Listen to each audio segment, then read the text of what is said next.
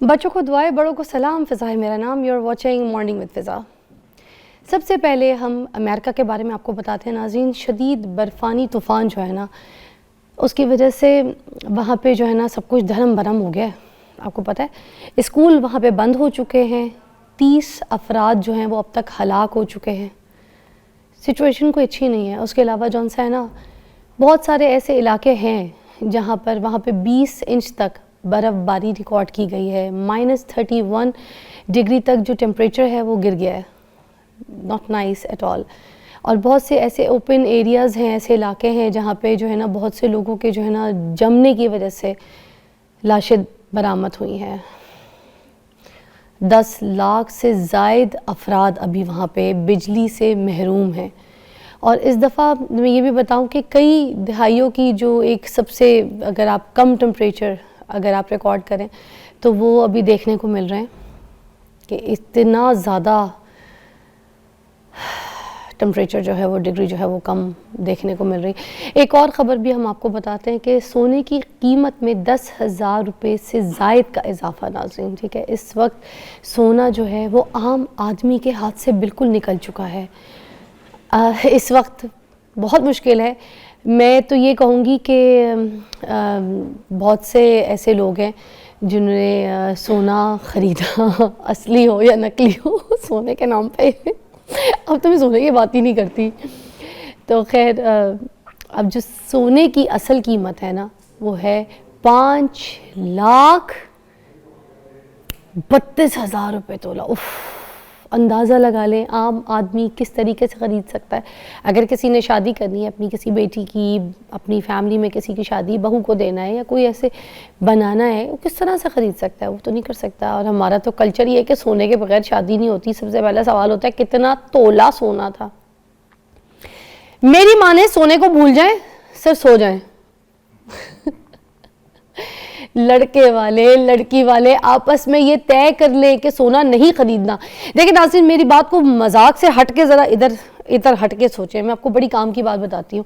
अगर एक लड़का और एक लड़की की फैमिली बैठ के ये डिसाइड कर ले कि सोना इतना महंगा है तो वेस्ट ऑफ मनी है कि क्या हम किसी से क्या अभी डिमांड कर रहे हैं, किसी की बाप को हम बोल रहे हैं कि अपनी बेटी को कितना तोला सोना दोगे। है सारी ज़िंदगी वो पड़ा रहेगा। उससे बेहतर नहीं है कि जो रेट चल रहा है उसके हिसाब से आप बेटी को कैश पकड़ा दें, उस रेट के हिसाब से कोई प्लॉट ख़रीद के दे दें कि कल को वो बच्ची जो है अपना कोई उसमें घर बना ले, उसको रेंट, बेटी को शादी के बाद भी जो है ना सारी ज़िंदगी आता रहेगा।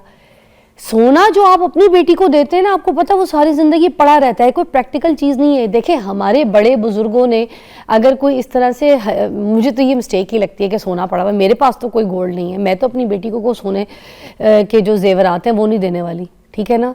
तो ये जो गोल्ड होती है, जो चीज़ें होती हैं, इससे बेहतर नहीं है कि आप किसी को प्रॉपर्टी दे दें। मेरी अम्मी ने मुझे प्रॉपर्टी दी थी, वही मेरे काम आई है आगे चल के। मैं फराल को घर दूंगी, वो उसके काम आएगी। सोना अच्छा है या घर अच्छा है, आप खुद सोचें। बेटियों को घर देना चाहिए, बेटियों को प्लॉट देना चाहिए। कल को स्ट्रांग रहती हैं, अच्छे बुरे हालात हों घर में, जिधर शादी करके जा रही हैं, मियाँ छोड़ दे, ससुराल वाले ख़राब हों, बच्ची से कमा रहे हो, काम करवा रहे हो, टॉर्चर दे रहे हो, घर के काम करवा रहे हो, पैसे कमा रहे हो, बाहर जाके पैसे कमा रही हो, 10 किस्म के हालात होते हैं बेटियों के साथ। बेहतर है कि अपनी बेटियों को स्ट्रॉन्ग कर ले। अगर बेटियों ने काम नहीं करना, उनका चलता फिरता एक प्लॉट है, घर है, कोई दुकान है, उसको उससे किराया आएगा, आराम से बैठ के खाएगी। बेटियों को स्ट्रॉन्ग करें, जेवर से बजाय आप चीज़ें दे दें इस तरह की। और लड़कियाँ जो, जिन लोगों को शौक़ है ना आर्टिफिशियल ज्वेलरी की तरफ चले जाएँ, आजकल ट्रेंडिंग में ज़्यादा खूबसूरत होती है, क्योंकि देखें ना बहुत खूबसूरत रिच डिज़ाइंस में आपको अवेलेबल होती है। आप अपनी मर्ज़ी से अपने ड्रेस के हिसाब से अकॉर्डिंग उसके अंदर नग लगवाएं, डिज़ाइन करवाएं और उस तरीके से पहने। ये मेरी रील संभाल के रख लें और अपनी अम्मियों को दिखाएं, अपने अब्बू को दिखाएं कि परेशान होने की ज़रूरत नहीं है। आजकल दौर चला गया और ये दौर हमने लेकर आना है कि हम आज भी बेटियों को जेवर वाले सेट और दहेज के नाम पे जो ना बच्चियों को मारे, सारी ज़िंदगी ताने दे, तुम क्या लेकर आई थी। और ये नहीं बोल रहे अगर क्या लेकर आई थी तो हम एटलीस्ट ये ज़रूर बोल लें 4 मेहमानों को बिठा के, हमने हमारी बेटी से कुछ नहीं लिया, बहू जो है हमारी बेटी की तरह है, हमने बेटी से कुछ नहीं लिया। पूछ लें हमने तो, है ना बेटा, हमने तुम्हारे अम्मी अब्बू को क्या। ये भी बेइज्जती होती है। आपने लिया है नहीं लिया है, यार प्लीज़ अपनी ज़ात तक रखें, ये ना बताएं। ठीक है, पीछे से वो क्या मेंटल डिसऑर्डर है ये सारा। तो प्लीज़ अपना ख्याल रखें और अपने बच्चों की मेंटल हेल्थ का ख्याल रखें कि उनको इस सोने की दौड़ में मत भगाएं, ठीक है। कि बच्चियों की शादी, बड़ी बहन की शादी हुई थी तो अम्मी ने इतना दिया, उसकी शादी हमें, मुझे इतना जेवर नहीं मिला। भाई क्या हो गया यार, ये सोने को निकाल दें शादी ब्याहों में से ना। ये जो रसूमात है, ये जो कल्चर हमने बनाया हुआ है, इसको ख़त्म करें। अब गोरों के कल्चर में ये चीज़ें नहीं है कि कितना सोना दिया था, क्या क्या। हम मुसलमान हो के इस तरह की हरकतें कर रहे हैं, आप देख लें फिर हम कर क्या रहे हैं। फिर हमारी मेंटल हेल्थ तो ख़राब होगी, इसीलिए तो हम जल्दी मर जाते हैं, इसीलिए तो हमें सेहत हमारी ठीक नहीं रहती, इसलिए तो हमें इतनी बीमारियां होती हैं। सबसे ज़्यादा शुगर के पेशेंट होते हैं हम, किस वजह से? बच्चियों की शादी कराने की वजह से। सारी ज़िंदगी कमा कमा के पागल हो जाते हैं, हज पे नहीं जा सकते, उम्रे पे नहीं जा सकते, घूमने नहीं जा सकते, मुल्क से बाहर नहीं जा सकते, अपने पे अच्छा खर्चा नहीं कर सकते, बेटियों की शादी कराने के चक्कर में कि जेवर देना है। ब्रेक लेते हैं।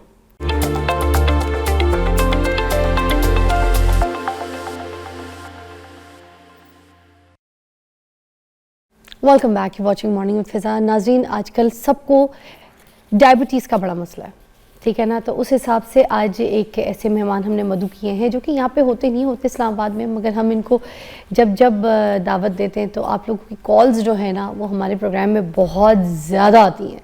और मैं आपको बताऊँ, आज भी हम लोग कॉल्स रिसीव करेंगे इसलिए क्योंकि ये जो पाँव में सुन हो जाना, ठीक है, चुन चुन होना, शुगर का बढ़ जाना, ये आम बात हम घर में हर कोई सुन रहे होते हैं। अम्मी की शुगर बढ़ गई है, किसी नौजवान लड़के को सुनने में आता है कि शुगर हो गई है, फिर किसी की जो है ना टाइप 2 में है, किसी की कुछ है। तो ये सारी शुगर के जो सवालात हैं आम इंसान के जहन में, उसको बार बार बताते भी हैं, उसकी रहनुमाई भी करते हैं, मगर उसके बावजूद मुझे लगता है अभी भी हमारे माशरे में जो है ना ये एक ऐसा अलमिया है जिसको पढ़ना, समझना, सीखना बहुत ज़रूरी है। क्योंकि डायबिटीज़ की वजह से जिस्म के जितने भी आर्गन्स हैं वो आस्ता आस्ता डैमेज होना शुरू हो जाते हैं। अगर आपकी शुगर आपके कंट्रोल में नहीं रहती तो फिर आप समझ जाएं कि फिर आपका काम, आपका किया पांचा बस आपके हाथ से गया। तो अगर आपने अपने आप को बैलेंस रखना है, अपने आप को ठीक रखना है, तो शुगर को मेंटेन रखना पड़ेगा। और शुगर आपके हाथ में होनी चाहिए। आपका जैसे कुछ खाना पीना बंद करा देना, आपको फाका करा देना, कोई चीज़ छुड़वा देना या किसी टोटकों पे अमल करना, तो आई डोंट थिंक सो कि जो टोटके हैं ये शुगर को आपके कंट्रोल कर सकते हैं। आज इसके ऊपर हम बात करेंगे। हमारे पास डॉक्टर शाहिद नदीम मौजूद है, डायबिटीज़ स्पेशलिस्ट हैं, किसी तारुफ के मोहताज नहीं है। शाहिद नदीम साहब, अस्सलाम वालेकुम। वालेकुम सलाम। सर, पहले तो हम इस टॉपिक को एलेबरेट करेंगे, फिर हम मज़ीद अपने सवालों की तरफ आएंगे। ये बताइए कि आज तक इतना टाइम हो गया शुगर को, अब कितने हर घर में कोई 2 से 3 बंदा शुगर पेशेंट पाया जाता है, मगर हम फिर भी अभी तक समझ नहीं पा रहे कि क्या शुगर हो गई है तो बस सब हम ख़त्म है। और मैं आपको एक और बल्कि अफसोसनाक बात बताता हूँ डायबिटीज़ के हवाले से। पाकिस्तान जो है ना दुनिया में अब टॉप पे आ गया। डायबिटीज़ केसेस का जो इंसिडेंस रेट है, जो जितने पेशेंट हैं दुनिया में, पाकिस्तान टॉप पे। और ये अभी रीसेंट स्टैटिस्टिक्स के हवाले से, तो ये चीज़ तो बहुत ज़्यादा मतलब डिस्टर्बिंग भी है, कंसर्निंग भी है कि डायबिटीज़ इतनी तेज़ी से पाकिस्तान में फैल रही है। क्यों फैल रही है तो अदर क्वेश्चन है, लेकिन अलार्मिंग सिचुएशन है डायबिटीज़ के हवाले से। और जहाँ तक ये आपने बात की, ये जो पाँव का सुन हो जाना, जलना, सुइयाँ चुभना, ये हर दूसरे डायबिटिक पेशेंट का मसला है। और इसको टेक्निकली हम डायबिटिक न्यूरोपैथी या पॉलीन्यूरोपैथी कहते हैं। और वजह इसकी ये होती है कि शुगर अनकंट्रोल रहने की वजह से जो नर्व्स हैं, ख़ास तौर पे पाँव की नर्व्स, सेंसरी और मोटर दोनों, वो वीक होना शुरू हो जाती हैं। उनके जो सेल्स हैं, न्यूरॉन्स, वो मरना शुरू हो जाते हैं। वजह उसके पीछे क्या होती है? ये जो न्यूरोपैथी है, इसको हम टेक्निकल लैंग्वेज में, डॉक्टरी ज़बान में, इसको माइक्रोवैस्कुलर कॉम्प्लिकेशन कहते हैं। अच्छा। और ये सबसे ज़्यादा कॉमन कॉम्प्लिकेशन है डायबिटीज़ के हवाले से। ये टाइप 2 में पाई जाती है? दोनों में होता है, लेकिन टाइप 2 में ज़्यादा होती है। वजह उसकी ये होती है कि टाइप 2 में एक तो डायग्नोसिस लेट होती है, टाइम वक्त पे नहीं डायग्नोसिस होती, तो हाई शुगर लेवल्स काफ़ी अरसे से चल रहे होते हैं, जिसकी वजह से जो स्मॉल ब्लड वेसल्स हैं जिनको ब्लड सप्लाई करना होता है नर्व्स में, वो नर्व्स की जो ब्लड सप्लाई है वो कम हो जाती है। इसमें क्यों इतनी पेचीदगियां हो जाती हैं, वजह क्या होती है इसके पीछे? किस पेचीदगी की? इस माइक्रोवेस्कुलर Yes. कॉम्प्लिकेशन जो ये न्यूरोपैथी Neuropathy. ये होती है कि ब्लड सप्लाई जो नर्व्स की है ना वो कम हो जाती है, बाज़ औक़ात ख़त्म हो जाती है ड्यू टू वो जो बारीक शरियानें जा रही हैं, हाँ. जिन्होंने खून सप्लाई करना है, जिन्होंने ऑक्सीजन देनी है नर्व्स को, हाँ. खुराक देनी है, हाँ. वाइटामिन देने, वो वहाँ ब्लड पहुँचता ही नहीं वहाँ पे। अब ज़ाहिर है जैसे हार्ट को ब्लड की ज़रूरत है इसी तरह नर्व्स को भी खून की ज़रूरत है, क्योंकि खुराक तो खून नहीं पहुँचानी नर्व्स। तो जब खून नहीं पहुँचेगा, गर्दिश कमज़ोर हो जाएगी, नहीं आएगा खून नर्व्स को, तो वहाँ पे ना ऑक्सीजन होगी ना खुराक होगी, तो नर्व्स की डेथ शुरू हो जाती है, वो मरना शुरू हो जाती है, और फिर यहाँ से न्यूरोपैथी का प्रोसेस स्टार्ट होता ये जो टांगे सुन हो जाती हैं, ये हर किसी डायबिटीज़ के पेशेंट को होती हैं या फिर अक्सर। किसी पेशेंट को? नहीं, ये बहुत ज़्यादा कॉमन है। समझें हर दूसरे तीसरे पेशेंट को ये जो डायबिटिक पॉलीन्यूरोपैथी का इशू होता है। अच्छा। और इसकी वजह ये होती है, और ये सबसे कॉमन है, कब सबसे कॉमन कॉम्प्लिकेशन है ये, जैसे किडनी फेलर है या हार्ट फेलर है या और बीमारियां हैं जो कॉम्प्लिकेशंस में आती हैं डायबिटीज़ की। जो न्यूरोपैथी है ये पाँव की जलन, उसका सुनपन, पाँव में चूंटियों की तरह कुछ चीज़ रेंगना, रात की बेचैनी, नींद ना आना सिर्फ इसलिए कि पाँव जो हैं वो सुकून में नहीं आ रहे होते, उनमें अजीब सी बेचैनी होती है, ये सारी न्यूरोपैथी की अलामात हैं, सिम्टम्स हैं। और इसमें ये सबसे ज़्यादा कॉमन है, हर दूसरे तीसरे डायबिटिक पेशेंट को ये चीज़ होती है। अच्छा, मेरा एक ये सवाल भी बनता है कि डायबिटिक न्यूरोपैथी के जो पेशेंट्स होते हैं उनको इतनी लेट क्यों पता चलता है? ये डेवलप होती है ऑलरेडी पहले से, ये पता बाद में चलता है या फिर? देखिए ये ना न्यूरोपैथी तो हो जाती है, हाँ. जैसे ये जलन स्टार्ट होती है पाँव की, या सोनपन स्टार्ट होता है, या पाँव की बेचैनी पहली स्टेज में स्टार्ट होती है, तो ये हो तो जाता है स्टार्ट। लोग इसको इग्नोर करते हैं, लोग कहते हैं शायद मैं बेरामी की वजह से हो गया है, मैंने आज वॉक ज़्यादा कर ली, मैंने आज काम ज़्यादा कर लिया, इस वजह से हो गया है, मेरी नींद कम है, मतलब मुख्तलिफ जो है वो रीज़न्स तलाश करते हैं लोग। और अब क्योंकि मैं 2012 से अवेयरनेस दे रहा हूँ और काफ़ी ज़्यादा वीडियोस भी मेरे पेज पे हैं, मैं लेक्चर्स में भी बताता रहता हूँ, तो अवेयरनेस तो आ रही है लोगों में। जब ये सुनपन आता है, जब ये पाँव में किसी भी किस्म की बेचैनी या जलन होती है, तो लोग समझ जाते हैं कि अब न्यूरोपैथी जो डॉक्टर साहब ने जिक्र किया था वो अब आ रही है। अच्छा। अब तो लोगों में अवेयरनेस है इस बात की। लेकिन जहाँ तक इसकी वजह का ताल्लुक है कि क्यों होती है, वो अनकंट्रोल्ड डायबिटीज़ है। अब जब कुछ तो ऐसे केसेस हैं जिनको अभी पता नहीं होता कि हमें शुगर है, वो हमारे डॉक्टर्स पे या हॉस्पिटल में या किसी भी जगह पे प्रेजेंट जो करते हैं सिम्टम्स के साथ, वो यही सिम्टम होता है।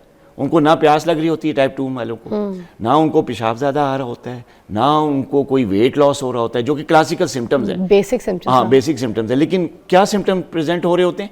पाँव का सुनपन हो गया जी, पाँव सुन हो रहे हैं, पाँव जल रहे हैं, पाँव में बेचैनी हो रही है। ये जो अलामात है न्यूरोपैथी की, ये प्रेजेंटिंग कंप्लेंट्स बन जाती हैं।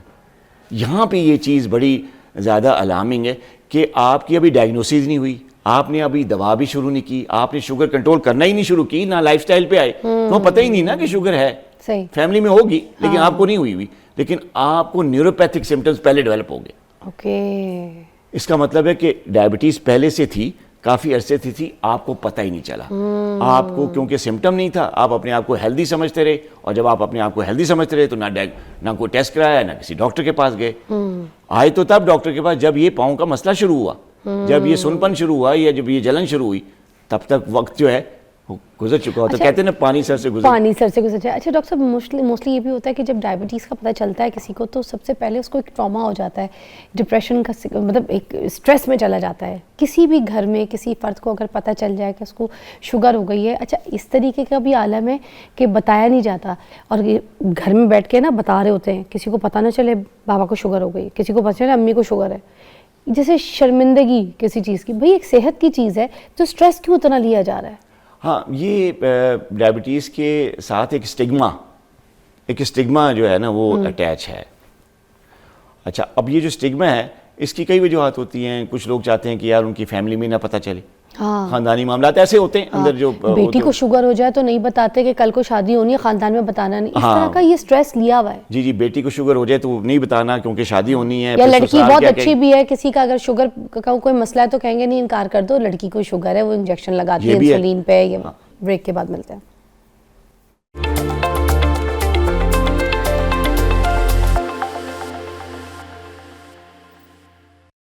Welcome back. हमारे पास डॉक्टर शाहिद मौजूद है और हम आज शुगर के हिसाब से बात कर रहे हैं। आपकी कॉल्स भी शामिल करेंगे, बल्कि आपकी कॉल्स के हिसाब से भी सवाल जो है ना हम लोग ऐड करते रहेंगे। अच्छा, अब अगर इस तरह का कोई इशू हो रहा है, जैसे हमने बात की कि टांगों में सुन हो जाना, चुन चुन होना, अब इसके साथ कोई वाइटामिन रेकमेंड किए जाते हैं? जी जी बिल्कुल, इसके साथ 2-3 वाइटामिन बहुत ज़रूरी होते हैं। एक तो वाइटामिन B12 है, वो नर्व टॉनिक होता है, और आपने सुना भी होगा उसका नाम।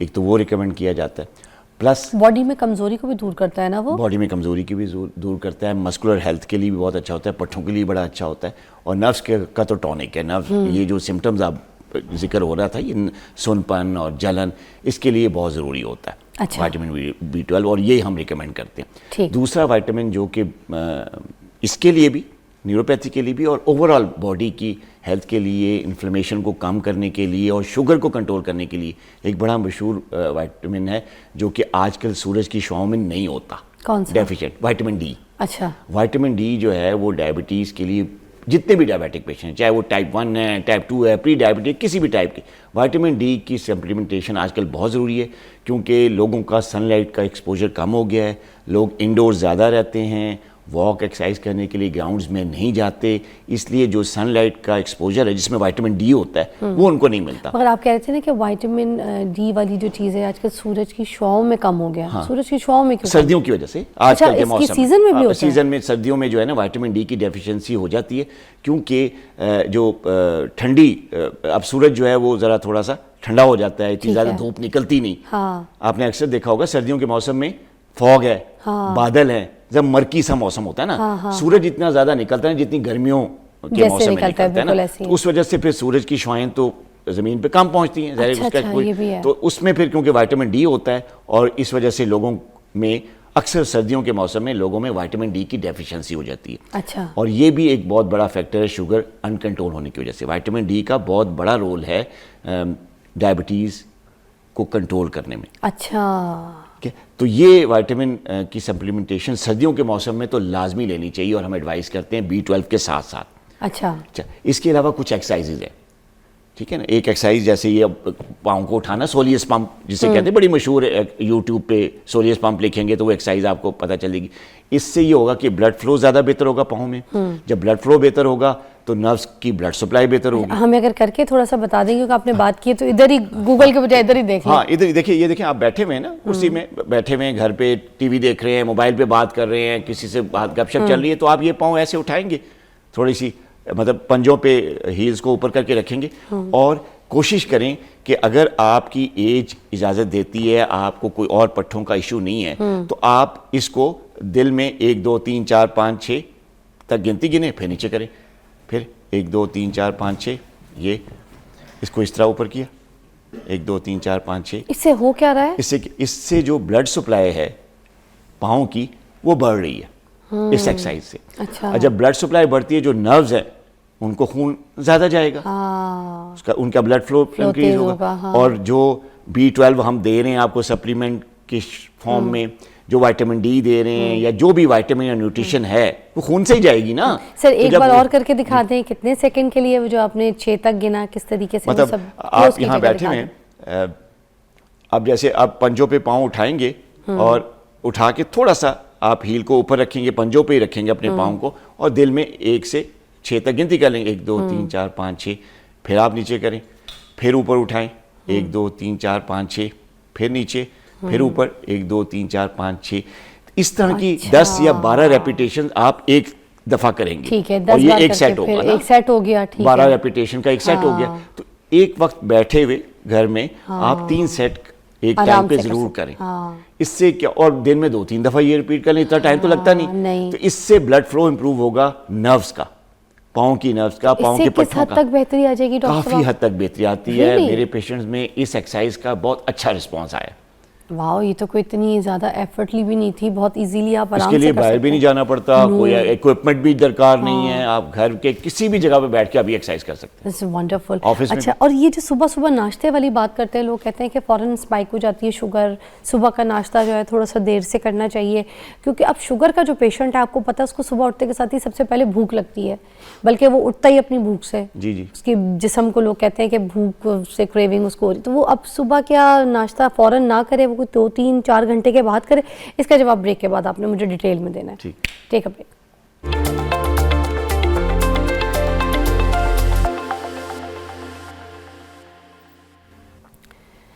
अच्छा जी, वेलकम बैक। और डॉक्टर साहब हमारे साथ मौजूद हैं। आपकी कॉल्स भी हमें बहुत सारी आ रही है, मगर मुझे लगता है कि थोड़ा सा ना जो हम चीज़ समझने की कोशिश कर रहे होते हैं वो हम अपने उस ट्रैक से निकल जाते हैं। हम क्योंकि शुगर की बात करें तो आप कुछ हमें मल्टीविटामिन्स जैसे कि बता रहे थे, उसके साथ मैंने आपसे सवाल ये किया था कि अगर सुबह का नाश्ता जो लोग कहते हैं कि थोड़ा सा लेट करना चाहिए वरना शुगर स्पाइक कर जाती है, इसमें क्या सच्चाई है? देखिए, सुबह का नाश्ता लेट नहीं करना चाहिए, क्योंकि डायबिटिक पेशेंट में 2-3 इश्यूज़ होते हैं।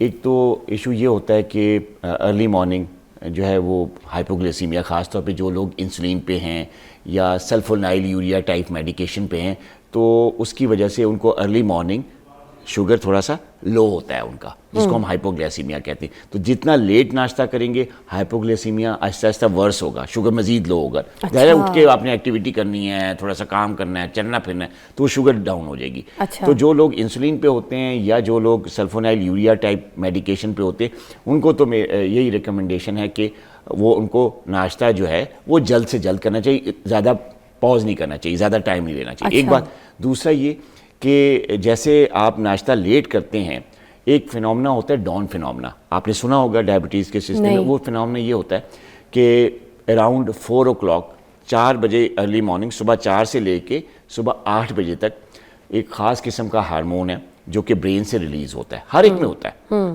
कॉर्टिसोल उसमें सबसे इंपॉर्टेंट हार्मोन है। जब वो अर्ली मॉर्निंग रिलीज़ होता है तो वो क्या करता है कि वो लिवर के थ्रू एक प्रोसेस होता है ग्लूकोनियोजेनेसिस, उसके थ्रू ग्लूकोज को बनाता है। अच्छा। एक तो ग्लूकोज खाने से आती है ना बॉडी में, ये खाने से नहीं आ रही होती है, लिवर के थ्रू वो ग्लूकोज बनकर ब्लड में शामिल हो रही होती है। यही वजह है कि डायबिटिक पेशेंट्स का अर्ली मॉर्निंग या जो फास्टिंग लेवल होता है वो थोड़ा सा बढ़ा हुआ आता है, क्योंकि डॉन फिनोमेना इसको कहते हैं। इसकी वजह से जिस्म खुद से ग्लूकोज बना के ब्लड में थ्रो कर रहा होता है। ओके। तो जब जितना भी टाइम ज्यादा होगा नाश्ते में, हाइपरग्लाइसीमिया या ग्लूकोज का लेवल बढ़ेगा। शुगर पहले ही हाई हुई हुई है, ठीक है, वो जो कॉर्टिसोल के जरिए हुई हुई है डॉन फिनोमेना में। जैसे टाइम गुजरेगा बॉडी ने फिर बनाना शुरू करना है। तो आपको टाइमली दवाई लेके मॉर्निंग और टाइमली नाश्ता कर लेना चाहिए, लेट नाश्ता नहीं करना चाहिए। और जाहिर है फिर सेकंड मील का टाइम इतना होना चाहिए ना, क्योंकि 2 मील्स के दरमियान एटलीस्ट 6 hours का डिफरेंस होना चाहिए टाइप 2 में खास तौर पे। अच्छा। तो अगर आप जितना नाश्ता लेट करेंगे तो लंच क्लोज होता चला जाएगा नाश्ते के, ये नहीं होना चाहिए। अच्छा। ये वेट लॉस करने के लिए, वेट गेन करने के लिए, शुगर कंट्रोल करने के लिए ये चीज़ ठीक नहीं है। एक खाने से और दूसरे खाने के दरमियान कम से कम 6 घंटे का डिस्टेंस जरूर होना चाहिए। अच्छा अच्छा। अदरवाइज शुगर्स कंट्रोल नहीं होती, वेट बढ़ता है, कॉम्प्लिकेशंस आती हैं और मैदे पे भी स्ट्रेस पड़ती है। अच्छा, और फल के लिए कहा जाता है कि किसी भी किस्म का जो फल इस्तेमाल कर रहे हैं उसमें से केला और अंगूर तो वैसे ही आप लोग माइनस कर देते हैं, बट आपको नहीं कहूँगी, आपसे तो मैं पूछना चाह रही हूँ, मोस्टली लोग डॉक्टर्स ये कह देते हैं। तो एक कोई फल ले लो, ज़्यादातर सेब रेकमेंड करते हैं, तो इसके बारे में भी बता दें, क्योंकि फलों का बहुत सवाल करते हैं लोग हमसे। देखें, जो फल डायबिटिक पेशेंट्स के लिए किंग ऑफ हेल्थ है ना, मैं ये कहता हूँ, हाँ, वो अमरूद है, गुआवा। अच्छा। अमरूद वाहिद ऐसा फल है जिसमें प्रोटीन है।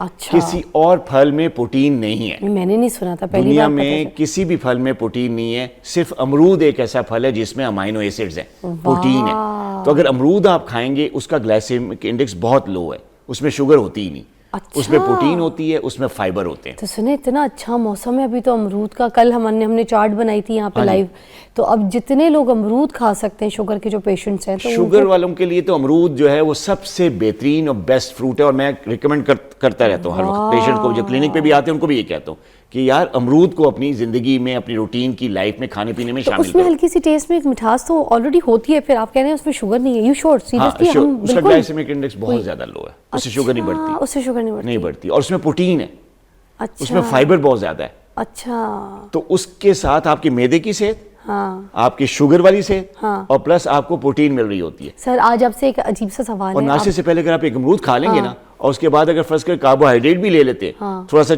शुगर वाला वो खाना भी ले लेते, शुगर नहीं बढ़ेगी, आहिस्ता आहिस्ता एब्जॉर्ब होगा ग्लूकोज। ये आज की आपकी वायरल रील है। आप ये देखें, शुगर वाले भी और जिनको शुगर नहीं है वो भी आज अमरूद पे लग जाएंगे। क्या बात है। अच्छा, और आखिरी मेरा सवाल है, मगर जल्दी से, आपसे बनता नहीं है सवाल, मगर प्लीज़ मैं पूछना चाहती हूँ, दुनिया फक्कियों पे लगी हुई है, आपको पता है? जी जी। ठीक है, सिर्फ ये बता दें क्या कोई फक्की असर करती है शुगर की, यानी बस हाँ या ना में फिर हम जा रहे ब्रेक है? नो नो, कोई फक्की ऐसी नहीं। थैंक यू सो मच, बहुत बहुत शुक्रिया। ओ पक्कियों से निकले, ओ पक्कियों वालों निकल जाओ, ब्रेक लेते हैं।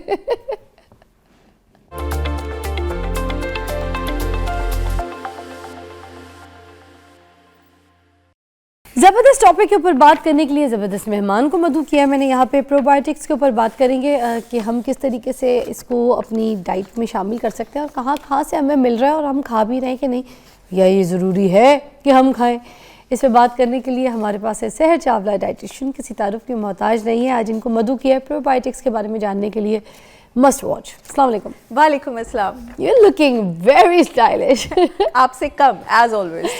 Okay, like, thank you. अच्छा, मुझे ये बताइएगा कि प्रोबायोटिक्स होते क्या है? पहले तो आम देखने वाले को तो ये पता ही नहीं है, क्योंकि कोई ना कोई चीज़, कोई हार्मोन के बारे में बात करो या फिर कोई आप ऐसे कोर्टिसोल की बात करो, तो दुनिया में ये समझाने वाली मैं कहती हूँ आप ही बंदी है जिन्होंने पहली मर्तबा नाम लिया। Thank you so आप much. प्रोबायोटिक्स भी समझा दें। इतनी हम सुन रहे हैं लोगों की रील्स, प्रोबायोटिक्स ये वो, मिलता कहाँ से है? क्या खाना भी है या जिस्म के अंदर कोई पाया जाता है? हमारे प्रोबायोटिक्स आपके पास वो जरासीम है, माइक्रोब्स, बैक्टीरिया। अच्छा, लोग समझते हैं कि सिर्फ बैक्टीरिया नहीं, गुड फंगस भी है आपके पास।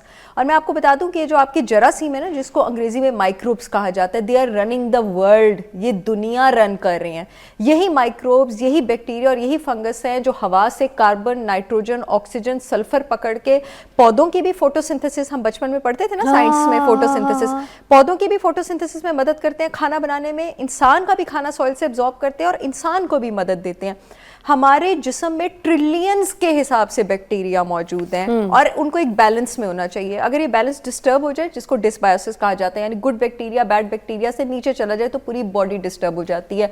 ये माइक्रोब्स, ये गुड बैक्टीरिया हमारे जिस्म के प्रोबायोटिक्स हैं जो जिस्म में बेतहाशा फंक्शंस परफॉर्म करते हैं, जिसमें सबसे पहला फंक्शन आपके पास खाने की डाइजेशन के बाद जिस्म का हथियार बनना है, जिस्म का डिफेंस सिस्टम बनना है, आपके इम्यून सिस्टम को सपोर्ट करना है। अगर हमारी बॉडी में ये प्रोबायोटिक ग्रोथ कम हो जाए तो हम मुख्तलिफ तरह की सेकेंडरी इन्फेक्शंस का शिकार हो जाएंगे। अक्सर लोग होते हैं ना जिनको कभी टोनेल पे फंगस हो रहा होता है, कभी बार बार बहुत ज़्यादा बुखार या बीमार हो रहा होता है, उनकी बॉडी में ये प्रोबायोटिक्स, गुड बैक्टीरिया कम हो गए होते हैं उनकी आंतों में, उनकी बॉडी में। और उसकी वजह से क्या होता है कि जिस्म में वो फिर जो खतरनाक वाले जरासीम है, उनके लिए तो डिफेंस सिस्टम आर्मी निकल गई है, वो कहीं पे भी तो ये ओवरग्रो जो पाँव करेंगे। वगैरह में फंगस होते हैं, तो आम बंदा तो ये समझता है ना कि जूता पहनने की वजह से, गलत चलने की वजह से, कोई ठोकर लगने की वजह से, नाखून टूटने की वजह से, मोस्टली तो इस चीज़ पे आ जाती है फिर बात। देखिए, कोई टॉपिकल प्रॉब्लम भी हो सकती है, कोई लोकल प्रॉब्लम भी हो सकती है, वाकई गलत जूता पहनने की वजह से इरिटेशन हो सकती है, लेकिन फंगस वॉट जो है ना आपके पास, जो एक छोटी सी आउट ग्रोथ होती है, ऐसी चीज़ें मोस्टली आपके पास लोकल इरिटेशन की वजह से होती हैं। लेकिन जिस्म में कहीं फंगस नहीं उग सकता जब तक बॉडी के अंदर गुड बैक्टीरिया जो है वो बहुत ज़्यादा नीचे नहीं चला गया। ये प्रोबायोटिक्स ना हो तो हमारी बॉडी लैक्टिक एसिड और ब्यूटारिक एसिड नहीं बना सकती।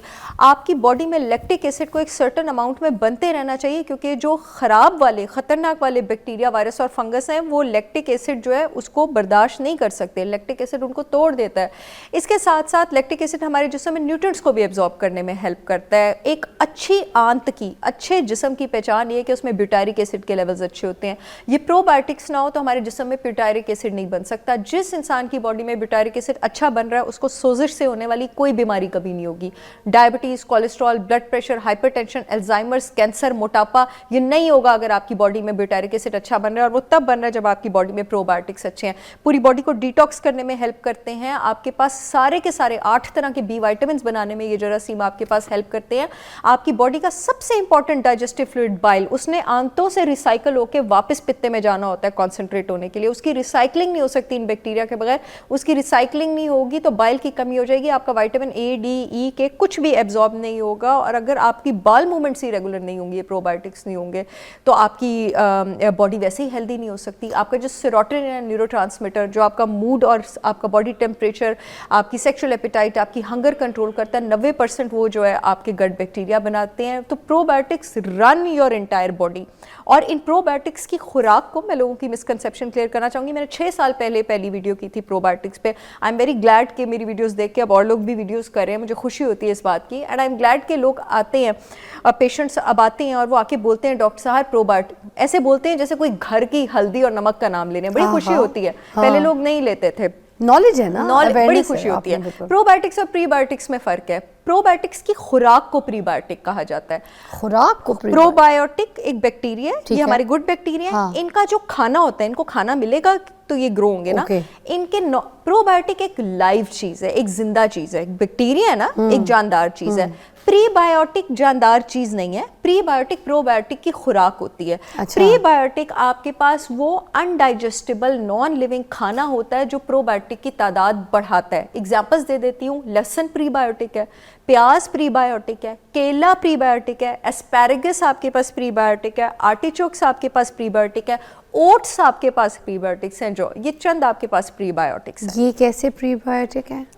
ये गुड बैक्टीरिया प्रोबायोटिक का खाना बनते हैं, उसकी तादाद बनाने में हेल्प करते हैं। तो और बहुत सारे ऐसे ज़बरदस्त आपके पास प्रोबायोटिक फूड्स भी हैं जिसमें आपके पास अनियन और लहसुन इस्तेमाल भी होता है ताकि वो बेटर। तो फिर ये अचार वगैरह के बारे में जो हम सुनते हैं कि अचार में प्रीबायोटिक्स है, ये दही जो है इसके अंदर है, अब ये क्या है, ये सच्चाई इसमें? घर का बना हुआ अचार जो है वो आपके पास प्रोबायोटिक है और बहुत अच्छा है। जो सरसों के तेल में किसी भी चीज से बना, चाहे वो जिस भी चीज से बना है, सब्जी का हो, मिर्चों का हो, मिर्चों का, और बहुत ही बेहतरीन तो लहसुन का अचार, गार्लिक का जो अचार है फिजा, वो एक बेहतरीन प्रोबायोटिक है। क्योंकि लहसुन में भी लहसुन ऑलरेडी इम्यूनिटी बूस्टर है एलिसिन की वजह से। लहसुन इज अ सुपर फूड।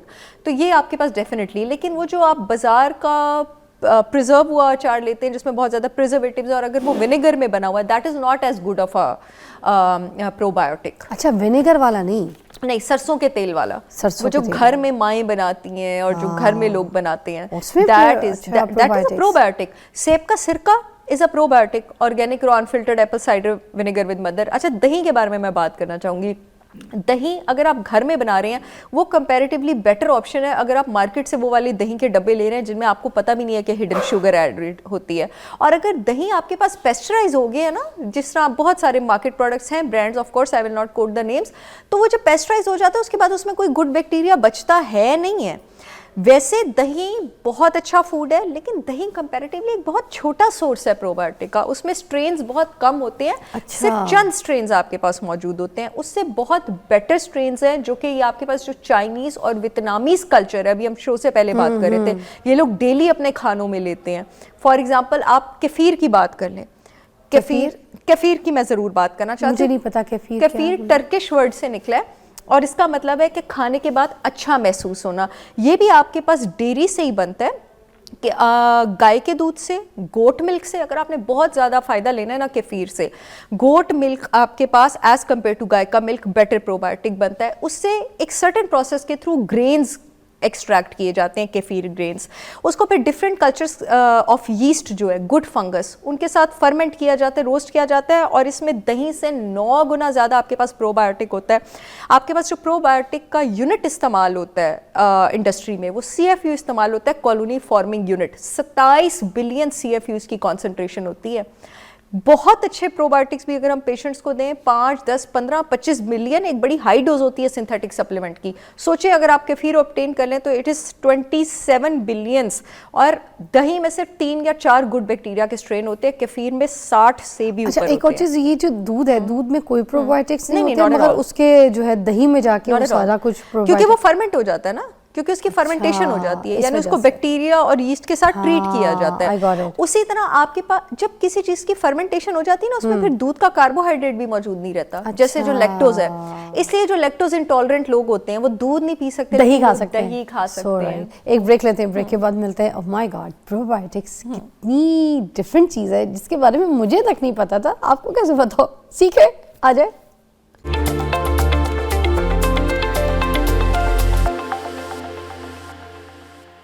उफ, अभी मैं बात कर रही थी और कुछ चीज़ें देख रही थी साथ साथ, इतनी ज़बरदस्त चीज़ें।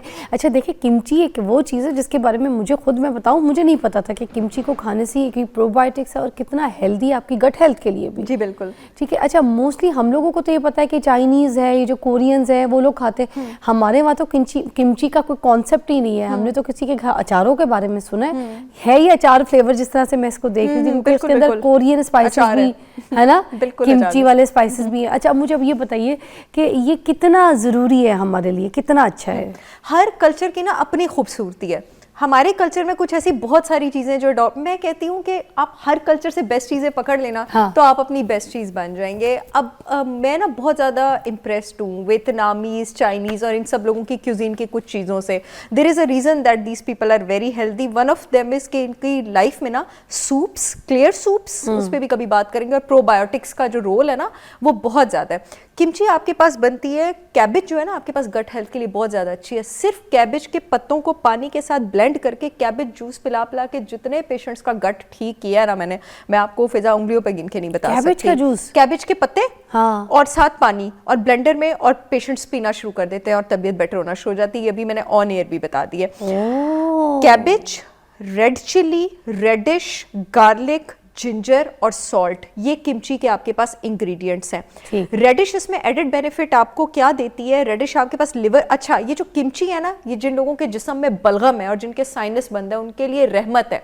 जिन लोगों के जिस्म की तासीर नरम है, ये बड़े बेहतरीन तरीके से आपके पूरे लंग्स का बलगम और म्यूकस जो है वो ड्राई करेगी। गार्लिक हमें पता है उसमें एलिसन है, इम्यूनिटी के लिए बहुत ज़बरदस्त है। जिंजर में हमें पता है जिंजरॉल है, जिंजरॉल पूरे जिस्म की इम्यूनिटी को ऊपर लेके जाता है। रेडिश आपके लिवर की इन्फ्लेमेशन के लिए बहुत ज़्यादा ज़बरदस्त है, एंटी कैंसरस है, बहुत ज़बरदस्त है। ये मूली को तो नहीं कहते? मूली, रेडिश आप लाल मूली को, जो लाल मूली को कहते हैं। इसका जो एक कप होता है उसमें 5 बिलियन CFU आपके पास प्रोबायोटिक का स्ट्रेन होता है। मैंने आपको बताया था अभी कि 5 बिलियन से आपके पास डोज अच्छी होना शुरू हो जाती है। और दूसरा मैंने अभी बताया था कि बॉडी जो है ना, जिस बॉडी में लैक्टिक एसिड कॉन्सेंट्रेशन अच्छी होगी, ऑप्टिमल होगी, उस बॉडी में पैथोजन, खराब वाला बैक्टीरिया और वायरस सर्वाइव नहीं कर सकता। अच्छा। ये जो किमची है ना आपकी बॉडी को अच्छी अमाउंट देती है लैक्टिक एसिड की, और दूसरा ये विटामिन C में बहुत ज़्यादा रिच है। कोरोना के बाद अब सारी दुनिया को पता है कि विटामिन C इम्यूनिटी के लिए कितना इंपॉर्टेंट है।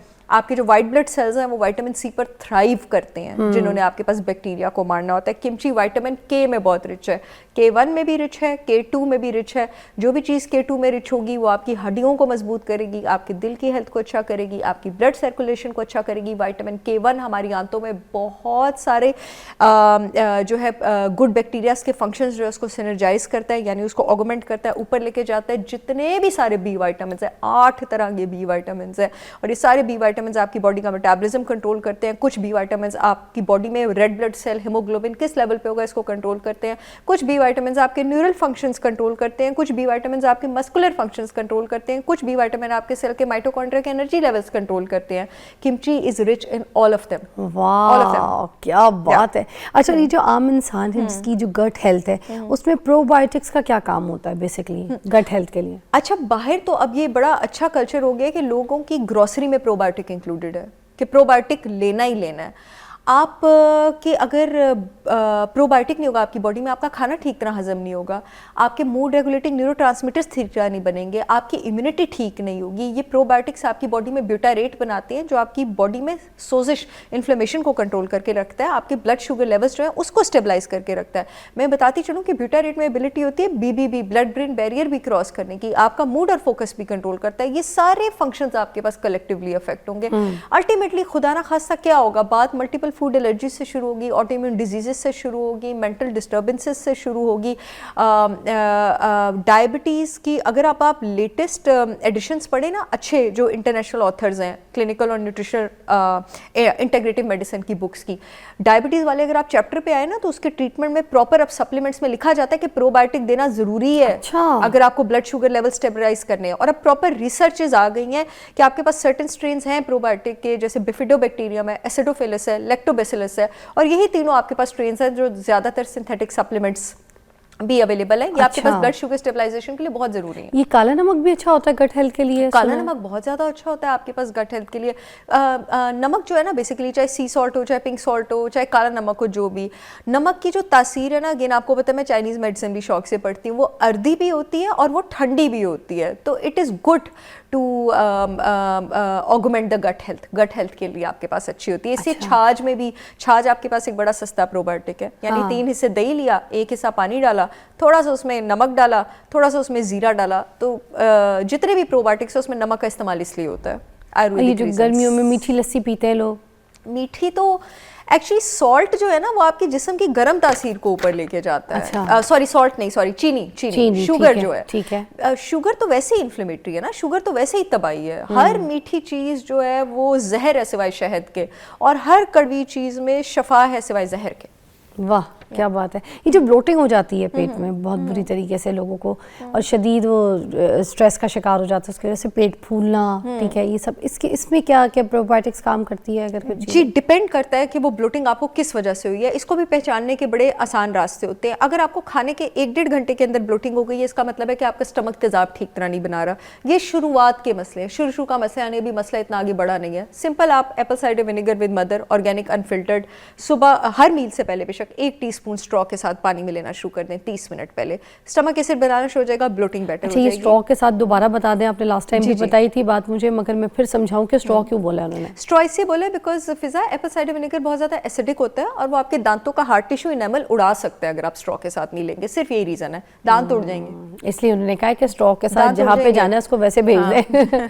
Very nice. कॉन्स्टिपेशन के लिए? कॉन्स्टिपेशन की भी अगेन आपके पास क्या वजह है? कॉन्स्टिपेशन अगर आपके पास बाइल डेफिशिएंसी की वजह से, यहाँ पे ब्लोटिंग भी बता दूं, वो लोग जिनको अब खाने के 4-5 घंटे बाद ब्लोटिंग होती है, ठीक है, और ये वो लोग हैं जिनकी ब्लोटिंग कॉन्स्टिपेशन के साथ कॉम्बिनेशन में होती है। आप वो लोग हैं जिनकी बॉडी में बाइल की कमी है। आपके लिए जो हर्ब्स इस्तेमाल होंगी, एप्पल साइडर विनेगर इस्तेमाल होगा, अदरक इस्तेमाल होगा, जितनी भी कड़वी हर्ब्स हैं वो आपके लिए हैं। करेला इस्तेमाल होगा, मोरिंगा इस्तेमाल होगा, आंवला इस्तेमाल होगा।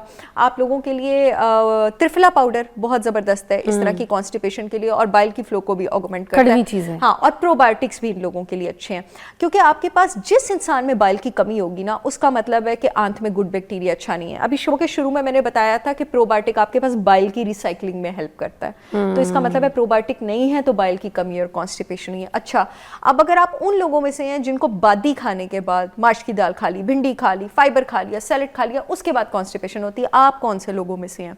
आप उन लोगों में से हैं जिनको सीबो है, स्मॉल इंटेस्टाइनल बैक्टीरियल ओवरग्रोथ, यानी आपका जो गट का जो आपका बैक्टीरिया होता है ना प्रोबायोटिक, वो लार्ज इंटेस्टाइन, बड़ी आंत में रिसाइड करता है। कुछ लोगों में उसकी माइग्रेशन हो गया, अगर वो स्मॉल इंटेस्टाइन में आ जाए तो ऐसे लोग फाइबर बर्दाश्त नहीं कर सकते। आप अगर उन लोगों में से हैं जिनको फाइबर खा के डायरिया हो जाता है तो आपको बाइल की कमी है, और आप अगर उन लोगों में से हैं जिनको फाइबर खा के कब्ज हो जाती है तो इसका मतलब है आपको सीबो है। आप लोगों ने अपनी डाइट से थोड़ी देर के लिए सारा फाइबर निकाल देना है, टोटल कार्निवोर चला जाना है, भुने गोश्त पे आ जाना है, मछली पे आ जाना है, उबले अंडों पे आ जाना है, सैलेड्स वगैरह निकाल देने हैं, और आप लोगों ने प्रोबायोटिक नहीं लेने। सीबो वाला प्रोबायोटिक इनके लिए नहीं है? सीबो वाले के लिए प्रोबायोटिक नहीं होते, क्यों? बाकी सब इसमें उसकी क्या? और ज्यादा उसकी रीजन ये है कि उसका जो बैक्टीरिया वो पहले ही सही जगह पे मौजूद नहीं है, ठीक है। बैक्टीरिया को बड़ी आंत में होना चाहिए था ना, तो अगर हम उसको और गुड बैक्टीरिया देंगे वो भी जाके गलत जगह पे ही इकट्ठा होगा। तो ऐसे इंसान के पहले हम बैक्टीरिया की खुराक मारते हैं। बैक्टीरिया की खुराक क्या है? बैक्टीरिया की खुराक है फाइबर। ऐसे इंसान को हम बादी और फाइबर और सैलेड देना छोड़ देंगे। अब छोटी आंत में थोड़ी देर गुड बैक्टीरिया तो तड़पेगा ही, लेकिन बैड बैक्टीरिया भी तो तड़पेगा। बैड बैक्टीरिया मरना शुरू हो जाएगा। जब 5-6 महीने तक बैड बैक्टीरिया मरना शुरू हो जाएगा और हम देखेंगे जरा बेटर हो रहा है, फिर आहिस्ता आहिस्ता हम डाइट में फाइबर इंक्लूड करेंगे। 1 साल के अंदर अंदर फिर हम प्रोबायोटिक भी इंक्लूड कर देते हैं। क्या बात है जी, टेक्निक है। एनीवे, एक ब्रेक के बाद मिलते हैं।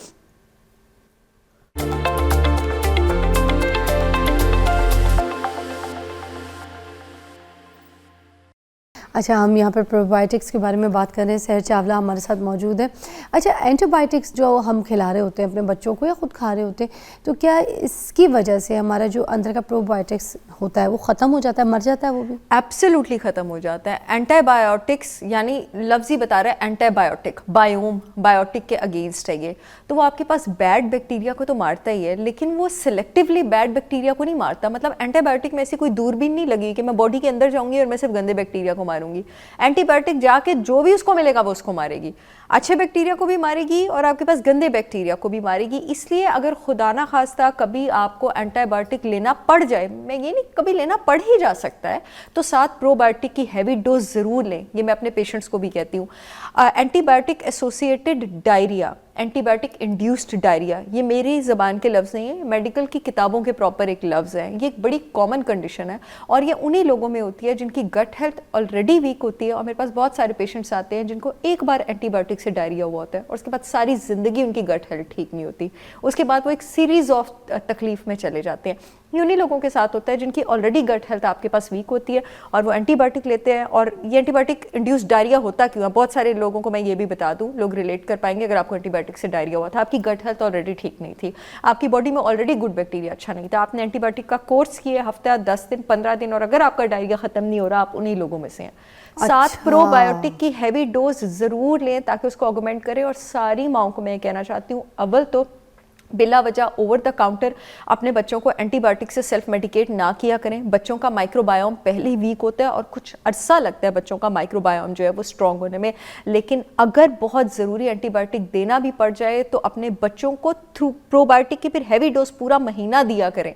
और दूसरा, अदरवाइज मैं माओ को इनकरेज करना चाहूँगी कि जितने भी फूड्स वाले प्रोबायोटिक्स हैं जिनके बारे में भी हम बात करें, इनको बच्चों की डाइट का रेगुलर हिस्सा रखें।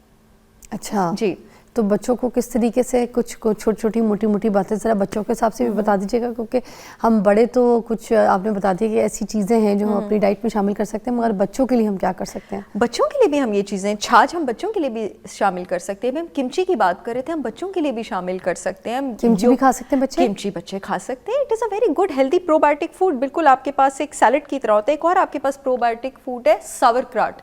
सावरक्राट भी आपके पास कैबेज से और गोभी से ही बनता है और इसके 1 टेबलस्पून जूस में, अगर आप इसका 1 टेबलस्पून जूस निकालें तो 10 बिलियन CFU में प्रोबायोटिक मौजूद है। कितना टाइम लगता है एक माँ को इसका 1 टेबलस्पून जूस जो है बच्चे के शेक में डालने में, ठीक है, लेकिन उस शेक में चीनी नहीं होनी चाहिए। और ये आपके पास जो सावरक्राट है ये विटामिन C में भी रिच होता है, विटामिन K में भी रिच होता है, फाइबर में भी रिच होता है, पोटेशियम में भी रिच होता है। And there is a type of vitamin U में ये बहुत ज़्यादा रिच होता है। विटामिन यू बॉडी में जितनी भी इन्फ्लेमेशन से होने वाली बीमारियां, उन सारी बीमारियों से जो है आपको प्रोटेक्टेड रखता है। तो ये चीज़ें, प्रोबायोटिक सेशेस मिलते हैं बहुत अच्छे बच्चों के लिए, जिसमें इतनी पोटेंसी होती है जो बच्चों के लिए अच्छी है, बड़ी रीजनेबल अच्छी फार्मेसीज पे पड़े होते हैं, तो बड़े भी इस्तेमाल कर सकते हैं, बिल्कुल इस्तेमाल कर सकते हैं। प्रोबायोटिक डेली, मतलब मेरी जिंदगी का हिस्सा है प्रोबायोटिक। मैंने मल्टा एंजाइम रोज खाना है, मैंने प्रोबायोटिक रोज खाना है, मैं विटामिन E खाती हूँ, मैं कॉड लिवर ऑयल खाती हूँ, मैं आपको कुछ जड़ी बूटियां बता रही थी अभी, शतावरी, मोरिंगा, आंवला, अपना ख्याल रखें। और ये तो ब्लॉटिंग के लिए भी फॉरन जो ये साशे जिनके बारे में बता रही है कि किसी को ब्लॉटिंग का मसला है तो उसके लिए तो बहुत अच्छा काम बहुत करता अच्छा है जी। आई एम श्योर इसके कोई साइड इफेक्ट्स तो नहीं होते हैं? कोई साइड इफेक्ट्स नहीं है अनलेस एंड अनटिल आपको सीबो नहीं है। हाँ, एक बात मैं बताना चाहूँगी, कुछ लोग जिनकी बॉडी में टॉक्सिन्स बहुत ज़्यादा हो ना, उनको प्रोबायोटिक से रिएक्शन हो सकता है। कुछ लोग ऐसे होते हैं, इसलिए मैं हमेशा ये कहती हूँ फिजा अपने पेशेंट्स को कि अगर मेरे पास अगर कोई बुरी इम्यून हेल्थ के साथ आए ना, खासकर ऑटो इम्यून डिजीज़ वाले जो लोग होते हैं, रूमेटॉइड आर्थराइटिस, थायराइड वाले, एक्जिमा वाले, सोराइसिस वाले, IBD वाले, इनको मैं हमेशा कहती हूँ अगर कभी ज़िंदगी में प्रोबायोटिक नहीं खाया ना तो 5 बिलियन CFU डोज से स्टार्ट करें। मैं पेशेंट का 5 बिलियन से, फिर जब मैं देख लेती हूँ ना 5 बिलियन उसने महीना टॉलरेट कर दिया, फिर मैं 10 बिलियन पे ले जाती हूँ। क्योंकि अगर किसी इंसान की बॉडी में टॉक्सिन बिल्डअप बहुत ज़्यादा है ना और आप उसको प्रोबायोटिक दें तो एकदम बड़ा स्वेयर, नोजिया, वॉमिटिंग, डायरिया या स्किन रैश भी हो सकता है। ये फिर रिएक्शन होता है। ये 2 सप्लीमेंट से होता है। प्रोबायोटिक अगर डायरिया किसी को हुआ हो तो उसके साशे दे सकते हैं? बिल्कुल दे सकते हैं। वो तो फ्लश कर देगा, वो तो हाँ मस्ट है आपके बच्चों के लिए भी ठीक है फिर? बिल्कुल जबरदस्त। अच्छा, सप्लीमेंट्स हैं प्रोबायोटिक्स के, इसके बारे में बता दें। मार्केट में तो क्योंकि आपको पता है बहुत अच्छी चीज़ है। ओके, हाँ, बहुत अच्छे सप्लीमेंट्स अवेलेबल अच्छी कंपनी के सप्लीमेंट्स ले सकते हैं। अगर सिंथेटिक सप्लीमेंट्स में कोई चीज बेस्ट है तो वो आपके पास प्रोबायोटिक है। ओके।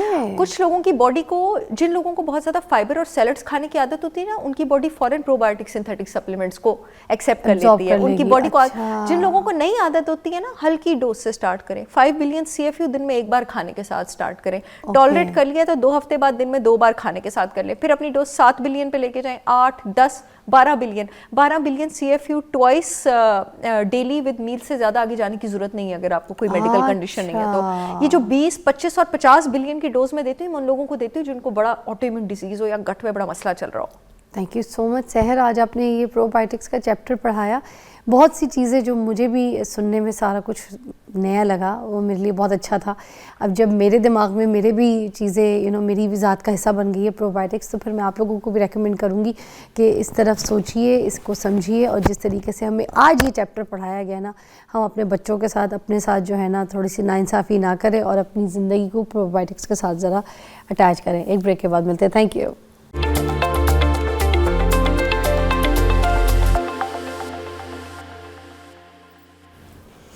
Welcome back. नाज़रीन, अभी 2-3 दिन पहले एक नया कानून जो है वो पास हुआ है इस्लामाबाद में, जो कि डोमेस्टिक वायलेंस जो है ना, इसको आप कह सकते हैं डोमेस्टिक वायलेंस बिल। इसके बारे में मैं आपसे बात करना चाहूँगी। सुनिएगा, इसमें जौन सा है ना कुछ नकाब ऐसे पेश किए गए हैं कि जिसमें जो बीवी है ना उसको घूरना वो काबिल सज़ा जुर्म करार कर दिया गया। इसके अलावा बीवी को दूसरी शादी की धमकी देना या फिर तलाक की धमकी देना, या फिर अपनी बीवी को उसकी मर्ज़ी के बग़ैर अपनी जॉइंट फैमिली सिस्टम में, मतलब घर में जॉइंट फैमिली में रखना एक साथ, अब ये काबिल सज़ा करार कर दिया गया। अब इसमें आपको 6 माह से 3 साल तक के दरमियान की कोई सज़ा हो सकती है, फिर 1 लाख रुपए तक का जो जुर्माना है वो भी हो सकता है। अब ये चीज़ें बुरी नहीं है, अच्छे नकात है, ठीक है, मैं इसके हक़ में हूँ। मगर मैं एक सवाल ये करना चाहती हूँ कि अगर किसी बेडरूम के अंदर अपने शौहर ने अपनी बीवी को जो है ना घूर दिया है या तलाक की धमकी दे दी है या फिर दूसरी शादी की उससे बात कर ली, फरमाइश कर ली, तो फिर ये किस तरह से साबित होगा कि ये बीवी जो है अदालत में जाए और जाकर इसकी कंप्लेन करे, क्योंकि उसके लिए गवाह उसकी तो ज़रूरत है, सबूत तो मांगेगी ना अदालत। या फिर ऐसा है कि या फिर बीवी जो है वो वीडियो बना ले कि देखें मुझे घूर रहा है, मुझे धमकी दे रहा है, कोई ये वाले वीडियो वगैरह चीज़ें मेरे ख्याल से ये सबूत काम आएंगे, एक्सेप्ट होगी क्या, ये किस तरीके से होगा, ये मुझे कुछ समझ नहीं आ रही। अब अगर आप देखें ना, आप अगर प्रोटेक्ट करना चाहते हैं ना, बिल्कुल, जिसमें बच्चों के राइट्स भी हैं, बुज़ुर्ग अफराद के भी राइट्स हैं, ट्रांसजेंडर जो है उनके भी राइट्स हैं, सबके हैं, औरतों के भी हैं, राइट्स हैं सारी। मगर अब उसमें बीवी और बच्चों का ताक़ुब किया जाए। अब उस पर ताक़ुब से क्या मुराद है, क्या गलत इंटेंशन के साथ ताक़ुब किया जाए, इस पर बात करती हूँ। कि अब सपोज़ किस तरीके से डिसाइड किया जा सकता है कि गलत नीयत के साथ जो है वो ताक़ुब किया जा रहा था, ये किस तरह प्रूफ किया जाएगा। चले जी, बीवी के साथ तो कोई लड़ाई झगड़ा हो सकता है, कोई आवाज़ बाहर जा सकती है कमरे के, कोई कुछ सुन सकता है, किसी मोहल्ले वाले ने देख ली, कोई वीडियो बना ली, मगर अपने बच्चों का ताक़ुब, ये किस तरीके से आप इसको, इसमें गलत इंटेंशन होगी कि गलत इंटेंशन के साथ अगर ताक़ुब किया जाए, मगर ये साबित किस तरह की जाएगी, गलत इंटेंशन किस तरह से साबित किया जाएगा, ये समझ नहीं आई। फिर चले दूसरी शादी की धमकी की बात करती हूँ कि एक हस्बैंड अपनी बीवी को दूसरी शादी की धमकी देता है कि मैं जाकर दूसरी शादी कर लूँगा। अब अगर ये देखा जाए ना, तो हमारे वहाँ मजाक में भी जौन सा जो है ना ये बड़ी बातें की जाती हैं। अक्सर हस्बैंड जो है अपनी बेगम को ये बातें लगा देते होते हैं, कह देते होते हैं। फिर जो समाजी तकरीबात होती हैं वहाँ पर भी अक्सर दूसरी शादी के ऊपर बड़ा हंसी मज़ा हो रहा होता है, टॉपिक भी इस तरह का, शुगल मेला लगाया हुआ होता है दूसरी शादी का, ठीक है। तो क्या इस चीज़ पर भी सज़ा होगी? अगर इन चीज़ों के ऊपर इस तरह की सज़ाएं होना शुरू हो गई, तो एक चीज़ मैं ये सोची थी कि जो अदालतें हैं वो तो इन्हीं कामों के खिचड़ी में लगी रहेंगी, यही सारे बस निपटाती रहेंगी। अब अगर खातून ये कहती है, बीवी ये कहती है कि मुझे अलग घर में रखो, मैं इस जॉइंट फैमिली सिस्टम में नहीं रहना चाहती इस घर में, अब वो अगर अदालत चली जाती है और अदालत उससे कहती है कि इसको जौन सा है ना घर अलहदा से लेके दो, तो जो हमारे जो स्टेट्स हैं, हमारे जो एक मज़दूर है सपोज़, जिसकी सैलरी, जिसकी दिहाड़ी जितनी कोई मुकर्रर की हुई है कि वो जो मज़दूर तबका बंदा है वो अपनी बीवी को ले जाके अलग घर में जाके रखे, लेके जाए और उसके लिए सारा कुछ सेटअप लगाए, वो जॉइंट फैमिली में बीवी को ना रखे। आपको लगता है कि हमारे माशरे में हम इतने तरक्की पजीर ममालिक हैं कि कोई एक मज़दूर की इतनी इनकम होगी कि वो अपनी बीवी को अलग घर में ले जाके रखे? तो इससे बेहतर नाज़रीन तो ये हल है कि शादी से पहले मियाँ बीवी जो होने वाले हैं ना, शादी होने वाली है, तो वो आपस में डिसाइड करें, वो जो निकाह नामा है उसमें लिखवा लें। हस्बैंड अगर नहीं अलहदा रख सकता है ना तो पहले से डिसाइड कर ले, पहले से बीवी को बता दे कि मैं तुम्हें अलहदा नहीं रख सकता, अगर तुम मुझसे शादी करना चाहती हो तो ठीक है, मगर मैं तुम्हें जॉइंट फैमिली में रख सकता हूँ, मेरी इतनी कोई इनकम नहीं है, मैं तुम्हें अलहदा नहीं लेके रख सकता। इसी तरह अगर बीवी अगर अलहदा रहना चाहती है तो शादी से पहले अपने हस्बैंड से बात कर लेना कि मैं आप अलहदा रहना चाहती हूँ, मैं ये जॉइंट फैमिली में, ताकि बाद में आप ये झगड़े ना हो, अदालत के धक्के ना खाएं।